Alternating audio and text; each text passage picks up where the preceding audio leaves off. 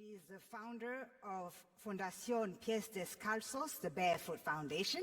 See, I got that right. Which provides access to quality education for displaced and underprivileged children in Colombia. Ladies and gentlemen, please join me in welcoming UNICEF Goodwill Ambassador and Grammy Award-winning artist, Shakira.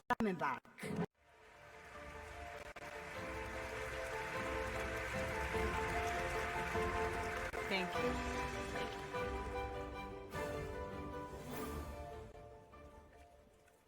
you. Shukran.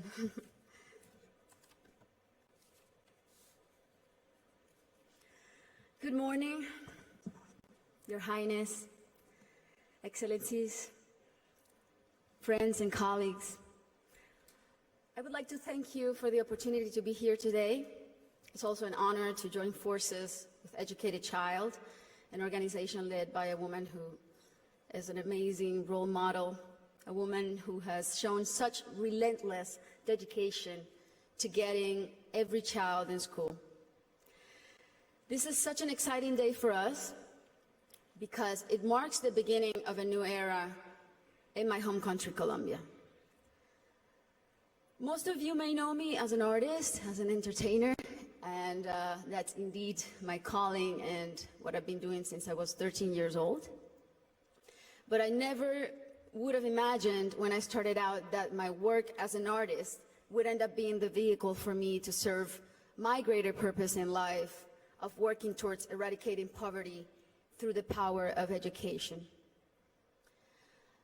As a Colombian citizen, inequality is a concept that sadly one becomes very familiar with at a very young age.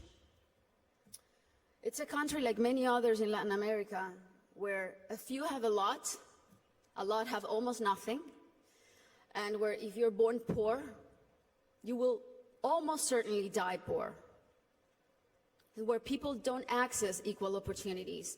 And because of that, generation after generation after generation live trapped in the same vicious cycle fed by prejudice and inaction.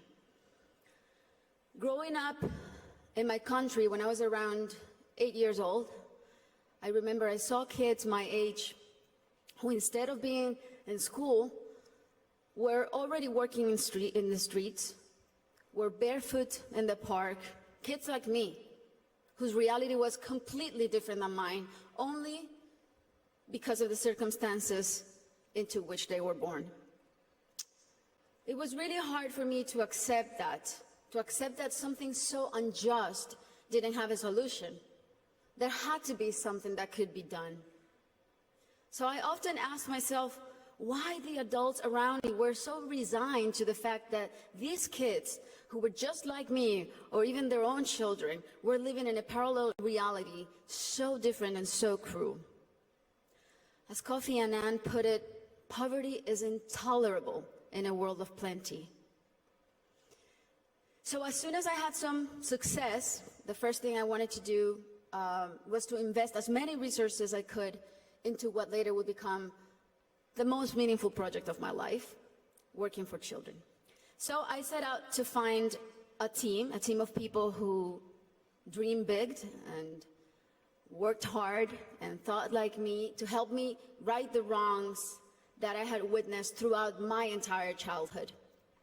And that's when our foundation, the Barefoot Foundation, Pies Descalzos Foundation, was born.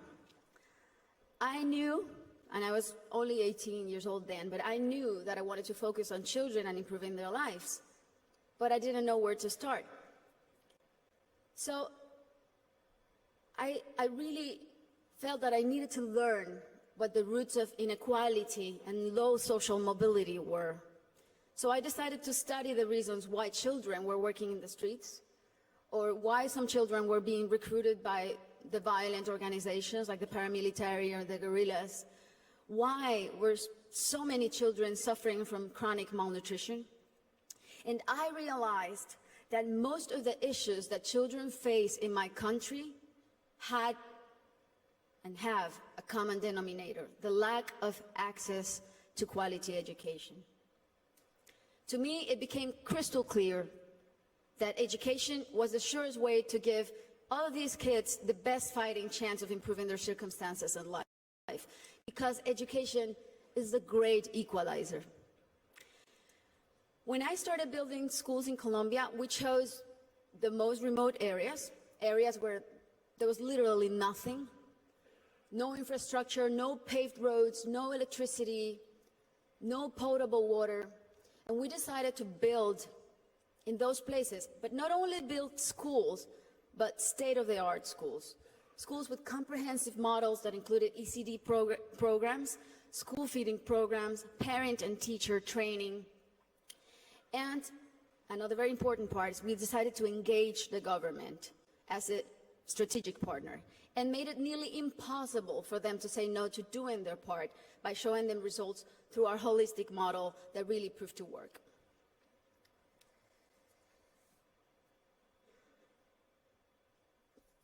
We noticed that as soon as a school is built in those places, everything is transformed.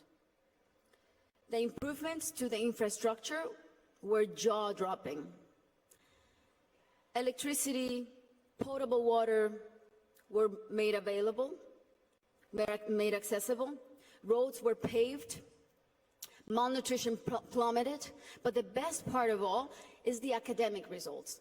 The kids really responded academically. And now those kids who could have been recruited by the guerrillas or paramilitaries, or that could have had a completely different outcomes for their lives, they're now on their way to the university and thriving in their communities. Some of them are athletes, some of them are professionals.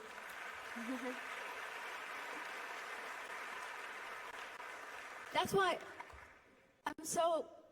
it really is a thrill to work for education. That's why I'm so passionate about it, because I've really seen results that are as palpable as this podium.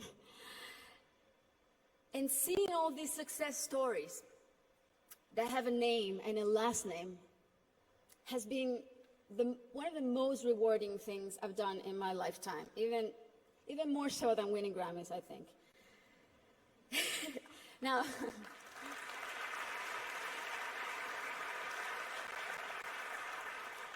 that said, our work is far from being done. Many developing countries are still rife with inequality and internal conflict, and there are a lot of kids who still need to be reached. History is not only the past. History, it's made every day in the present. And what matters now is how we go forward and how we fix what's wrong. And that is the real challenge. This is the goal of the SDGs and what people like Her Highness and myself and so many more of you who are adamant about achieving are here for. Facts don't lie, and numbers show what an incredible return on investment a quality education provides. For instance, if all students in low-income countries left primary school with basic reading skills, 171 million people could be lifted out of poverty. Systemic change often begins from the bottom up rather than the top down. The government must take responsibility, and we should all put as much pressure as we possibly can, but the rest of all, the civil society, should also do their part. What we have discovered, both at Pies Descalzos and Educated Child, is that many times only one single barrier to entry, such as no access to transportation or basic needs like a functioning bathroom, can prevent a kid from attending school or even put them at risk of dropping out. Sometimes all it takes to change a child's life is the security of a hot meal in school or the ease of being able to hop on a bus that will leave you safely at your classroom's door. It's as simple as that. And these are simple interventions, and they don't cost a lot. The biggest effort really is in mapping the communities, in going door to door, searching for the out-of-school children, talking to the parents, talking to their families. Putting a name and putting a story behind these children is the first step to start rewriting their story. Over the next 3 years, we pledge to get 54,000 kids who are out of school or at risk of dropout into the educational system. Ultimately, more than 295,000 people will benefit from this project, including children, teachers, families, and community members. New schools and classrooms will be built. School kits and uniforms will be distributed. Children will be enrolled in school, feeding and transportation programs. Teachers will be trained in strategies and in how to identify those students who are at risk so they can receive psychosocial support. And we are extremely confident that this partnership is only the beginning and will be the model to replicate throughout my country until not a single child is out of school. This is our responsibility. Thank you. This is our responsibility to our children and our debt to fulfill for the generations to come. Thank you very much.